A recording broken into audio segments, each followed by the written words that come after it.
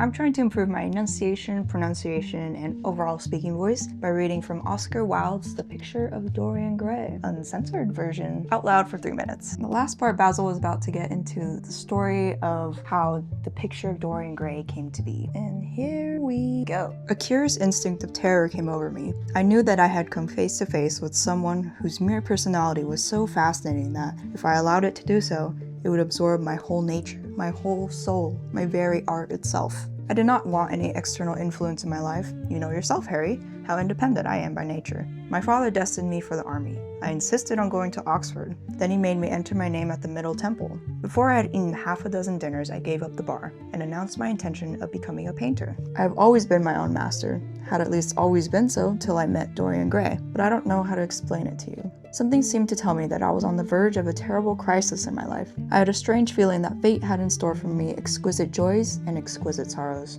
I knew that if I spoke to Dorian, I would become absolutely devoted to him, and that I ought not to speak to him. I grew afraid and turned to quit the room. It was not conscience that made me do so. It was cowardice. I take no credit to myself for trying to escape. Conscience and cowardice are really the same things, Basil. Conscience is the trade name of the firm, that is all. I don't believe that, Harry. However, whatever was my motive, and it may have been pride, for I used to be very proud, I certainly struggled to the door.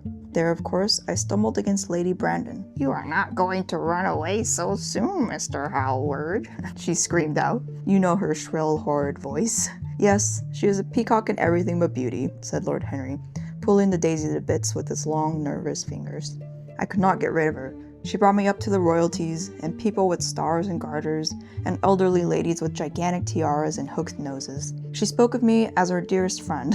I had only met her once before, but she took it into her head to lionize me. I believe some picture of mine had made a great success at the time, at least had been chattered about in the penny newspapers, which is the 19th century standard of immortality. Suddenly, I found myself face to face with a young man whose personality had so strangely stirred me.